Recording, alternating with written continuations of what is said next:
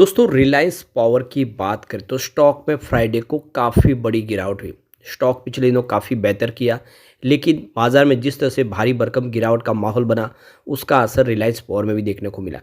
वैसे तो रिलायंस पावर ने एक नया इतिहास रचा है इंडिया का सबसे बड़ा प्रोजेक्ट हासिल करके, और ये एक छोटी कंपनी के लिए एक बड़ा अचीवमेंट है। और कोशिश जो की जा रही है अनिल अंबानी की तरफ से, वो अब रंग ला रही है। उसके बावजूद भी बाजार के सेंटीमेंट के हिसाब से क्या है आगे की संभावना, उसको समझने की कोशिश करेंगे इस वीडियो के माध्यम से। यहाँ पे कुछ बड़ी अपडेट है जिसको इस वीडियो के माध्यम से डिस्कस करेंगे। साथ में हम जयप्रकाश पावर वेंचर्स लिमिटेड को भी डिस्कस करने जा रहे हैं। इस छोटी कंपनी ने बहुत सारा बेहतर प्रदर्शन किया है। स्टॉक की संभावना क्या है, और आने वाले समय में जिस तरह से जेपी पावर लगातार अच्छे प्रॉफिट के साथ रिजल्ट बता रही है, क्या आगे भी अब क्वार्टर 3 में वैसी संभावना बनेगी, उसको समझेंगे इस वीडियो के माध्यम से। लेकिन फ्रेंड्स, उससे पहले अगर आप पहली बार हमारे चैनल पे आए तो चैनल को सब्सक्राइब कर दीजिए, एक बेल आइकॉन दबा दीजिए ताकि जब भी नया वीडियो बने पहला नोटिफिकेशन आपको मिले। वीडियो पसंद आए तो लाइक से ज़रूर कीजिए। चलो फ्रेंड्स, वीडियो स्टार्ट करते हैं। मैं हूँ आपका दोस्त SB दवे और हमारे अपने चैनल ऑनलाइन कमाई में आपका बहुत बहुत स्वागत है। तो सबसे पहले रिलायंस पावर की बात कर ले तो देख सकते हो कि स्टॉक की शुरुआत तो बहुत ही शानदार हुई। 47.80 पर क्लोजिंग गुरुवार की 46.92 के आसपास थी। तो यहाँ से स्टॉक बढ़ सकता था, बाजार ने साथ दिया होता तो स्टॉक बेहतर करता, लेकिन ज़बरदस्त गिरावट का माहौल बना। एक तरफा गिरावट हुई बाजार में, और पिछले सप्ताह भर में 4000 पॉइंट की सेंसेक्स में गिरावट हुई। नतीजा ये रहा कि इसमें भी 44.60 का लो बना, और अंत में क्लोजिंग 44.94 के आसपास रही, जहाँ पे 4.22% की गिरावट रही। अच्छी बात है कि लोअर सर्किट कम से कम नहीं लगा। अब इसकी परफॉर्मेंस अगर आप देखें तो स्टॉक लगभग अब सीमित दायरे में ही ट्रेड कर रहा है। इस गिरावट के बावजूद भी स्टॉक काफ़ी नीचे नहीं गया है, क्योंकि 9 दिसंबर को अगर आप देखें तो स्टॉक 45 के आसपास था, और 10 दिसंबर को यह स्टॉक देख सकते हो कि 44 के आसपास आया। अब यहाँ पे देख सकते हो कि इसके बाद स्टॉक ने जो 44 के लेवल से बेहतर किया है। बाजार में लगातार गिरावट का माहौल था, उसके बावजूद भी अगर आप देखें तो स्टॉक की जो क्लोजिंग अगर आप देखें तो वो 47 के आसपास होना इस बात का सबूत है कि स्टॉक इस बड़े गिरावट के माहौल में भी अभी भी बेहतर है, यानी अपने निचले लेवल से काफ़ी बेहतर है, क्योंकि इसने काफ़ी अच्छा किया है। अब देख सकते हो कि ये जो शानदार तेज़ी भी बनी, इसके पीछे सबसे बड़ा जो रीज़न बना कि रिलायंस पावर की जो सब्सिडीज कंपनी है रिलायंस एन्यू सनटेक, इसको एक बहुत बड़ा प्रोजेक्ट मिला है solar energy corporation of India की तरफ से ऑक्शन के माध्यम से। और ये देख सकते हो इस प्रोजेक्ट के माध्यम से सोलर और बैटरी एनर्जी स्टोरेज साथ में दोनों मिल के कंपनी बनाने जा रही है। यह इंडिया का इकलौता सबसे बड़ा सिंगल साइट एशिया का प्रोजेक्ट है चाइना के बाद। तो ये काफ़ी बड़ा अचीवमेंट है एक तरह से। हम सब आप देख ही सकते हो कि अनिल अंबानी के लिए बहुत बड़ी जीत है, क्योंकि रोक लग जाना और हर तरह से मायूसी, उसके बाद उस रोक से हट जाना और डायरेक्ट टेंडर मिलना, और वो भी बहुत बड़ा काफ़ी बड़ा अचीवमेंट हो जाता है। यहाँ पे कुछ प्रोजेक्ट है जो आने वाले समय कंपनी के पूरे होते हुए दिखाई देंगे। हाइड्रो इलेक्ट्रिसिटी के बहुत सारे प्रोजेक्ट रिलायंस पावर कर रही है। अब ये प्रोजेक्ट की बात करें तो आपको यहाँ पे टैटो सेकेंड अरुणाचल प्रदेश में प्रोजेक्ट है, श्योम इन अरुणाचल प्रदेश। इसके अलावा यहाँ पे उर्थिंग सोबला इन उत्तराखंड, इसके अलावा काला टू अरुणाचल प्रदेश में प्रोजेक्ट है इनका, एमुलिन इन अरुणाचल प्रदेश, इसके अलावा एमिनी इन अरुणाचल प्रदेश, और मीनू डैम इन अरुणाचल प्रदेश। तो काफ़ी प्रोजेक्ट अरुणाचल प्रदेश में कंपनी करती हुई दिखाई देगी। इसके अलावा देख लो सैंगलिंग इन हिमाचल प्रदेश और टेलिंग इन हिमाचल प्रदेश, तो 2 प्रोजेक्ट हिमाचल प्रदेश में भी है। यानी कंपनी हाइड्रो इलेक्ट्रिक के बहुत सारे प्रोजेक्ट करी है, और सिर्फ इंडिया में नहीं, अब भूटान में भी कंपनी अपनी सबसे कंपनी के माध्यम से प्रोजेक्ट शुरू करने जा रही है। तो कंपनी इस समय सोलर और हाइड्रो पावर के पास खास फोकस करी है। थर्मल पावर प्लांट की बजाय अब वो रिन्यूएबल एनर्जी के प्रोसेस के ऊपर खास ध्यान दे रही है, और इसके लिए लगातार नई कंपनियों का गठन भी किया जा रहा है। तो ये बहुत बड़ी बात है। वो वैसे भी देखें तो सरकार की तरफ से जो ऐलान किया गया वो बहुत ही शानदार है।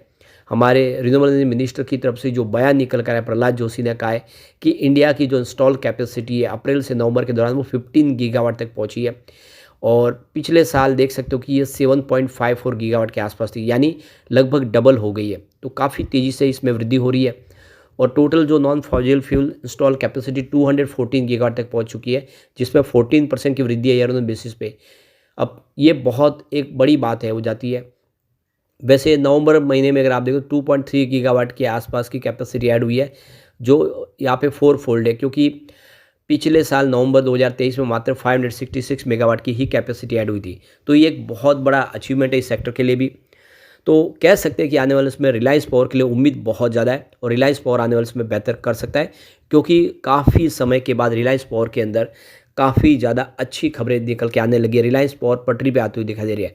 फिलहाल कंपनी के लिए अभी भी लॉस में तो बनी हुई है, पर आने वाला जो समय है बेहतर रह सकता है। इस बार कंपनी ने जो है रिजल्ट बताया था, उसमें अदर इनकम का जो योगदान था, ओवरऑल देखना होगा क्वार्टर 3 कैसा होगा। अब जयप्रकाश पावर वेंचर्स लिमिटेड की बात कर लेते हैं। तो स्टॉक की शुरुआत सुबह निगेटिव हुई 19.65 पर, क्लोजिंग 19.87 के आसपास थी गुरुवार को, लेकिन इंट्राडे में 20.35 का एक बार हाई बना, यानी बाजार ने साथ दिया होता तो यहाँ पर बेहतर उम्मीद बन सकती थी, लेकिन गिरावट का माहौल बना हुआ था, जिसका नतीजा है कि 18.79 का इसने लो बनाया। क्लोजिंग अंत में 18.92 के आसपास है, जहाँ पे 4.78% की गिरावट, यानी लगभग 5% के आसपास की गिरावट यहाँ पर भी हुई। लेकिन स्टॉक अभी फिलहाल सीमित दायरे में ही ट्रेड कर रहा है। बाजार में भले ही 4000 पॉइंट की भारी भरकम गिरावट हुई हो, लेकिन इस दिसंबर महीने में अगर आप देखें तो स्टॉक वही उस लेवल के आसपास ही है, क्योंकि देख सकते हो कि 2 दिसंबर को भी स्टॉक अगर आप देखें इस महीने की शुरुआत में 19 रुपये के आसपास था, और हमने 20 दिसंबर को भी 19 के आसपास ही देखा है। बीच में 20 गया, और ये 20 दिसंबर को भी इंट्राडे में 20 गया। फिलहाल उसी दायरे में कोई बड़ी गिरावट नहीं हुई है। अभी बाजार साथ देगा तो यहाँ पे एक अच्छी संभावना बन सकती है।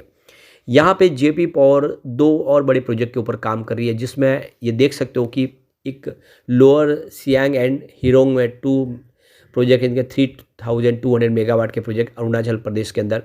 इसके अलावा देख सकते हो कि उमंग कोट और क्यानसी स्टेज में 2 में यहाँ पे 720 मेगावाट का प्रोजेक्ट है मेघालय के अंदर। तो ये कंपनी आने वाले इसमें प्रोजेक्ट कंप्लीट करेगी, और बाकी ऑलरेडी अगर आप देखें तो बहुत सारे प्रोजेक्ट कंपनी के चल ही रहे।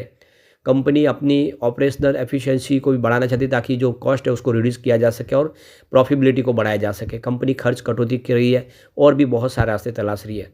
तो जेपी ग्रुप की एक कंपनी है जो काफ़ी शानदार प्रॉफिट में भी है। इसकी स्ट्रेंथ अगर आप देखें तो the company has shown good profit growth of 23.27% for the past 3 years. The company has shown good revenue growth of 27% for the past 3 years. The company has maintaining effective average operating margin of 27.70% in the last 5 years. इसके अलावा देखें तो companies PG ratio 0.01, और एक और इसमें एक आप स्ट्रेंथ देख सकते हो, वो है the company has efficient cash conversion cycle of -486.79 days. ये इसके लिए स्ट्रेंथ है। इसकी 2 अंदर लिमिटेशन भी है। Company has poor ROE of 3.93% over the past 3 year. Promoter pledge high 79.20%। ये इसकी 2 लिमिटेशन है, बाकी ओवरऑल बेहतर है। अगर हम इसको दूसरी पेयर कंपनी से तुलना करें तो आपको समझ आएगा कि स्टॉक वाकई में काफ़ी बेहतर है। तो रिलायंस पावर की अगर बात करें तो इसका जो पी रेशियो वो 360 है, बहुत हाई है। इंडियन एनर्जी एक्सचेंज जिसका पी रेशियो 41.21 का है। इसके अलावा नावा जिसका पी रेशियो 36.88 का है। इसके अलावा अगर वारी रिन्यूएबल एनर्जी जिसकी पी रेशियो 71.37 का है। ACME सोलर होल्डिंग ये जो अभी नई लिस्टिंग हुई है 33.60 का पी रेशियो है। लेकिन जेपी पावर का जो पी रेशियो मात्र 13.59 का है। इससे भी कम पी रेशियो अगर आप देखें तो वो आइनॉक्स विंड एनर्जी का मात्र 7.55 का है, और रिलायंस इंफ्रा का 17.72 का है। तो क्लियरली देख सकते हो कि इस लिस्ट में सबसे सस्ता शेयर आपको आइनॉक्स विंड दिखाई दे, उसके बाद में जेपी पावर ही है। तो पी रेशियो के हिसाब से कह सकते हैं कि काफ़ी बेहतर लग रहा है।